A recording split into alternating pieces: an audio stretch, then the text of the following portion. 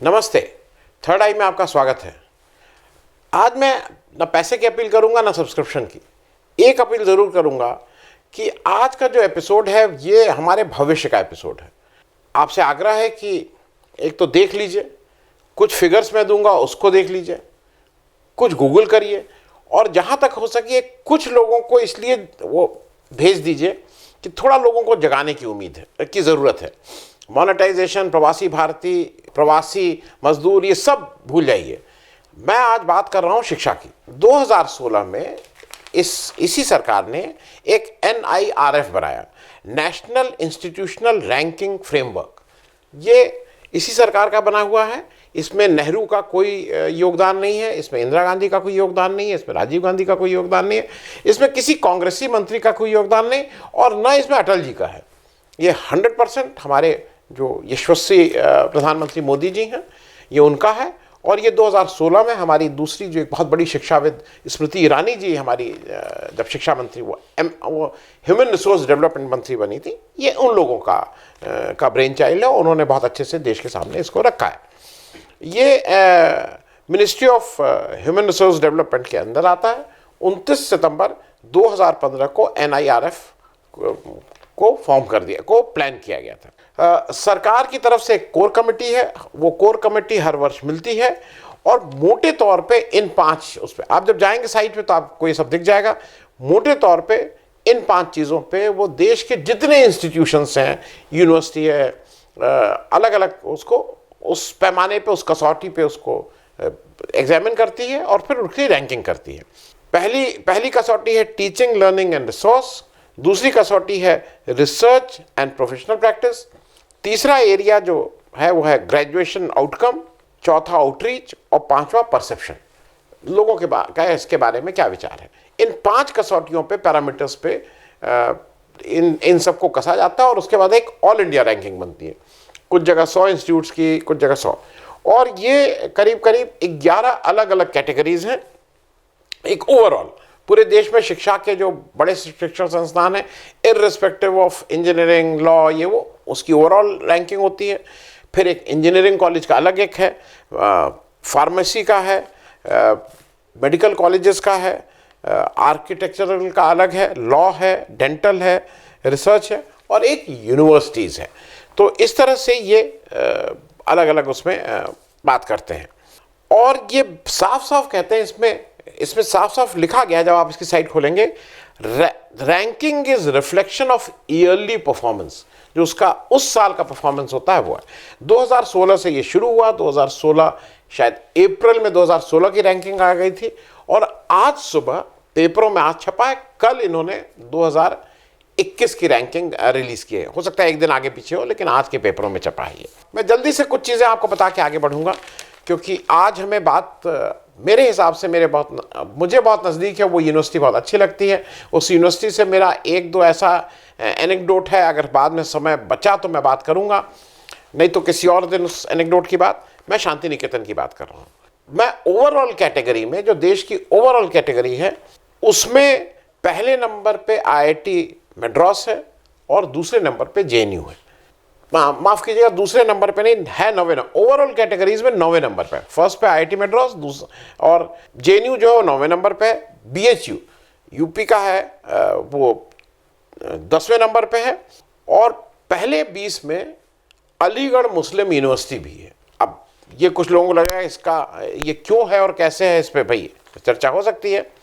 और 91वें नंबर पे, मैं इसको जानबूझ के बता रहा हूँ, IIT पटना भी है। मैं हिंदी पट्टी की बात करना चाह रहा था, यूपी बिहार की स्थिति की बात करना चाह रहा था। हालांकि IIT मद्रास का जो स्कोरिंग है वो 86.76 है और JNU 66.61 है। अब जरा यूनिवर्सिटीज़ की बात बता दें। यूनिवर्सिटीज़ में जो सबसे 1 नंबर पे है वो Indian institute of science Bangalore है, वो यूनिवर्सिटी की कैटेगरी में 82.67% के साथ। और नंबर 2 पे पूरे देश में JNU है 67.99% के साथ। In terms of percentage Indian institute of science बहुत आगे है। BHU नंबर 3 पे है। AMU नंबर 10 पे है। मैं बार बार इसलिए इंसिस्ट कर रहा हूं क्योंकि कहीं एक ये मैसेज दिया था कि AMU में क्या पढ़ाई होती है। AMU नंबर 10 पे है as far as the quality of education is concern, ranked by the current मतलब इस सरकार की ही जो मंत्रालय है उसी की संस्था ने इसको रैंक किया है। और जो विश्व भारती है, जो शांति निकेतन जिसको कहा जाता है, वो 64 नंबर पे है। मैं एक जल्दी से एक आपको और कर दूं, 4 स्टेट की सिर्फ बात करूंगा क्योंकि वो एक कंपैरिजन आपको मिल जाएगा। और सिर्फ 3 ओवरऑल, यूनिवर्सिटी और कॉलेजेस, एक कॉलेजेस का भी एक कॉलम है। फिर मैं शांति निकेतन और विश्व भारती पे आ जाऊंगा। सिर्फ 4 स्टेट की बात करेंगे हम लोग, गुजरात, बिहार, उत्तर प्रदेश और तमिलनाडु। उसका कारण है, ओवरऑल की जब बात करते हैं तो पहले 100 में गुजरात के 3 इंस्टीट्यूशंस हैं, बिहार का 1 इंस्टीट्यूशन है, उत्तर प्रदेश के 8, तमिलनाडु के 19। जी, तमिलनाडु के 19। यूनिवर्सिटीज की जब हम लोग बात करते हैं, गुजरात की 3 यूनिवर्सिटीज पहले 100 में, बिहार का कोई यूनिवर्सिटी नहीं, उत्तर प्रदेश की 7, पॉपुलेशन के हिसाब से हम लोग 15-16% ऑफ दी वो हैं, और तमिलनाडु की 19 यूनिवर्सिटीज पहले 100 में। और तीसरा आंकड़ा मैं जानबूझ के इसलिए दे रहा हूं कि हम लोगों की थोड़ी आंख भी खुले और हम लोग जरा समझें भी कि जब भारत की डाइवर्सिटी में कहीं जब हम बाहर के लोग हमें देखते हैं तो किस वजह से अप्रिशिएट करते हैं। कॉलेज में गुजरात के केवल 2 कॉलेज फर्स्ट 100 में आ रहे हैं, बिहार का कोई कॉलेज नहीं, उत्तर प्रदेश का कोई कॉलेज नहीं, पहले 100 में उत्तर प्रदेश का कोई कॉलेज नहीं, तमिलनाडु के 33 कॉलेज तमिलनाडु, और केरल के 19 कॉलेज। कहना ये चाह रहा हूं, देश के पहले 100 कॉलेजेस में 52 colleges are from Tamil Nadu and Kerala. आप उनको कुछ कहते रहिए, आप उनके बारे में कुछ बोलते रहिए, वहाँ पे अभी तक तो इनका राज नहीं है भाजपा का, तो इन लोग कैसे यहाँ तक पहुँच गए हैं। मुझे लगता है कि ये थोड़ा इनको बताने की भी ज़रूरत है कि अगली बार भाई ज़रा देख के इसकी रैंकिंग हो। मैं विश्व भारती की रैंकिंग जानबूझ के रोक के रख रहा हूँ क्योंकि जब मैं सारी बातें आपसे कर लूँगा तब मैं विश्व भारती की बात करूँगा कि विश्व भारती क्या से क्या हो गया है, कहाँ पहुँच गया, कितनी अच्छी हो गई यूनिवर्सिटी। इन शांति निकेतन के नाम से हम सब लोग जानते हैं, नाम उसका टेक्निकली विश्व भारती यूनिवर्सिटी है। 1863 में रविंद्रनाथ टैगोर जी के पिता देवेंद्रनाथ टैगोर वहाँ गए थे, लीज पे ज़मीन ली, और वहाँ एक उन्होंने ब्रह्मो समाज को, चूँकि वो प्रैक्टिस करते थे, उनका एक प्रार्थना स्थल और उनका एक रहने का उस तरह की चीज़ें शुरू की थी।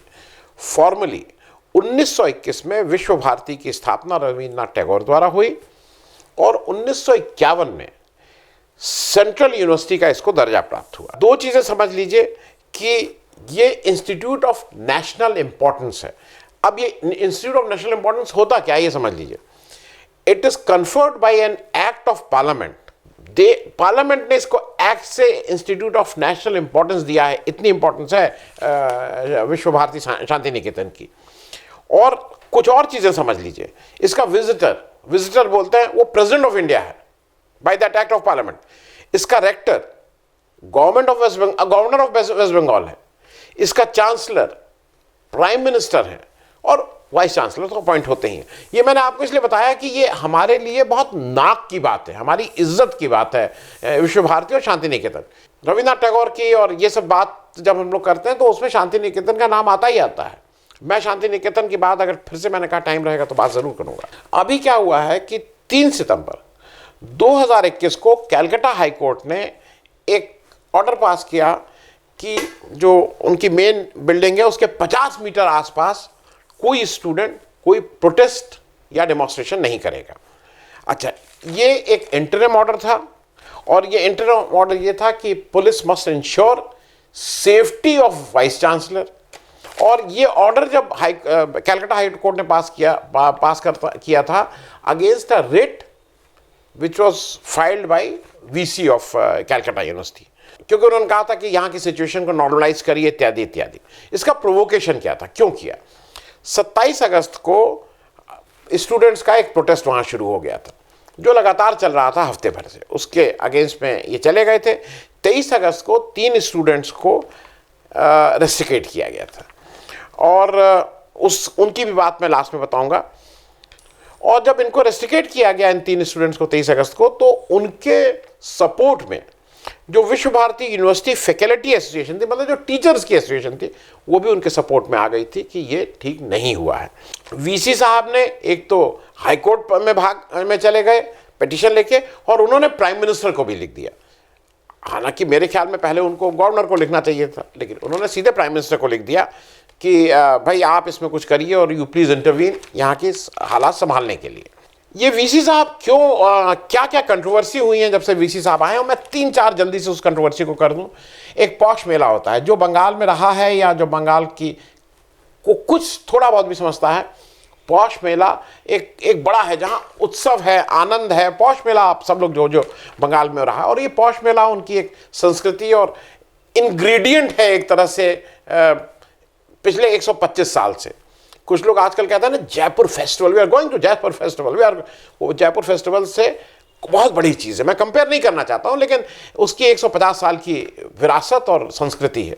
उनको हमारे जो करंट वीसी साहब हैं, इन्होंने बंद करवा दिया ये कह के कि we are not in a position, we are ill equipped to handle that. 150 साल पुराना वो।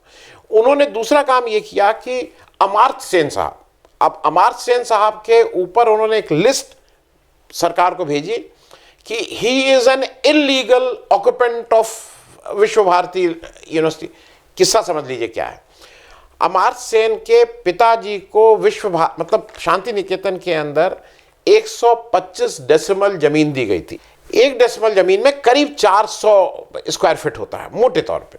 इन्होंने ये बताया गया इनकी तरफ से, वीसी साहब की तरफ से, कि इन्होंने 125 की जगह 138 डेसिमल कब्जा कर लिया है। 13 डेसिमल ज्यादा कब्जा किया। 13 डेसिमल का मतलब करीब 5-6 हजार स्क्वायर फीट ज्यादा जमीन इन्होंने कब्जा कर ली है, जो इनको लीज पे दी गई थी। और आप वहाँ की ज़मीन का रेट अपने आप, मैं उतने डिटेल में जाना थोड़ा मुश्किल है। 99 एकड़्स में मैंने उसको गूगल करके देख लिया था, आप भी कर लीजिएगा किसी भी साइट पे। वो करीब वहाँ पे रेट 100-200-400 रुपये से लेके 1000 स्क्वायर फीट रुपये तक है। आप ज़्यादा भी ले लें तो वो 40-50 लाख रुपए की बात होती है, जो अमर्त्य सेन साहब ने उस पर कब्जा कर लिया है। ठीक है भाई। फिर एक स्वपन दास गुप्ता जी हैं, इनके बीजेपी के एमपी थे, फिर इलेक्शन भी लड़ने गए थे वहाँ।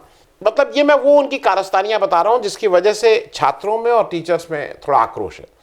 ये सीए के पक्ष में जनवरी 2020 में गए थे लेक्चर देने। वहां के स्टूडेंट्स ने इनसे कहा कि नहीं आप ये लेक्चर दे नहीं सकते हैं। ये 7 घंटे तक गेस्ट हाउस में बंद रहे, तो भाई उनको ये भी बुरा लगा। फिर जो हमारे वीसी साहब अभी करंट हैं, उनकी एक हरकत और बता दें। उन्होंने किसी अपने व्याख्यान में और कहीं उन्होंने कहा था कि Rabindranath Tagore is an outsider. Rabindranath Tagore को शांति निकेतन विश्व भारती में उन्होंने आउटसाइडर कहा था। हालांकि बाद में उसके लिए माफ़ी मांग ली गई थी, तो वो होता है ना कि रफा दफा सब हो गया, तो रफा दफा ही मान लिया जाए, उस मामले पे ज़्यादा बात ना की जाए। मैं इसलिए ये कह रहा हूँ कि ये अजीब से एक वीसी साहब हैं जिनसे टीचर भी असंतुष्ट, स्टूडेंट्स भी असंतुष्ट, मालूम नहीं क्या। और एक और इन्होंने हरकत की, इन्होंने ही थ्रेटेंड, ये सब आप जब पेपर का मैं आपको लगा रहा हूँ रेफरेंस, ही थ्रेटेंड दैट इनके टर्म खत्म होने से पहले मैं इस यूनिवर्सिटी को परमानेंटली क्लोज करवा दूंगा। शांति निकेतन विश्व भारती को परमानेंट क्लोज कराने की भी बात इन्होंने कही है। अब इन्होंने और क्या क्या हरकतें की जो स्टूडेंट्स और टीचर्स इतना गुस्से हो गए हैं। ये हरकतें शुरू हुई जब हमारे मोदी जी मोदी 2 में आए, मई में इलेक्शन जीत गए खूब अच्छे से। उसके बाद नवंबर 2019 से अभी तक की कुछ मैं फेहरिस्त दे रहा हूँ। इन्होंने 11 फैकल्टी मेंबर्स और 11 नॉन टीचिंग स्टाफ को अब तक ये सस्पेंड कर चुके हैं। 150 शो कॉज नोटिस दे चुके हैं, और वो छोटे मोटे बहुत फ्रिवलस से चार्जेस हैं। जैसे उन्होंने एक टीचर को पहले 3 महीने के लिए सस्पेंड किया, फिर 3 महीने और बढ़ाया, फिर 2 महीने और बढ़ा दिया। फिर इन्होंने एक फिजिक्स के टीचर को इसलिए सस्पेंड कर दिया कि एक कोई इंक्वायरी चल रही थी, और उस इंक्वायरी कमेटी के जो अध्यक्ष थे, जो उसी वहाँ के ही लेक्चरर थे शांति निकेतन के, ये टीचर साहब उस अध्यक्ष के घर गए थे। ये टीचर और वो अध्यक्ष साहब पिछले कई वर्षों से साथ पढ़ाते थे, घनिष्ठ दोस्त थे। तो ये कहा गया कि आप उस अध्यक्ष के घर शाम को क्यों गए, you wanted to affect the inquiry.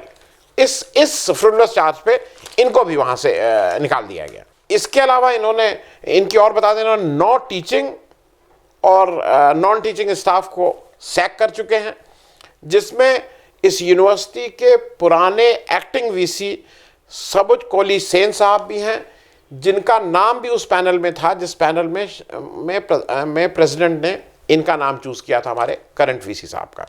और इनको जो सेन साहब है, इनको ऐसे नहीं किया गया, इनको इनके रिटायरमेंट से 2 दिन पहले सैक किया गया।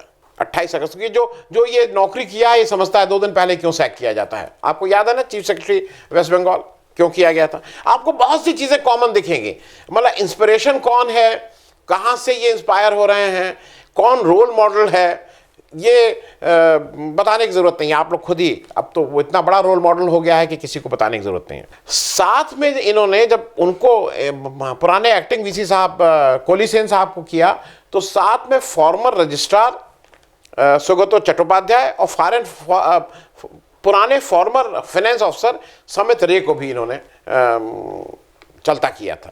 इन्होंने अभी तक रिटायरमेंट बेनिफिट रोके हुए हैं 2 टीचर और 2 नॉन टीचिंग स्टाफ के, सैलरी रोके हुए हैं 3 टीचर और 2 नॉन टीचिंग स्टाफ के।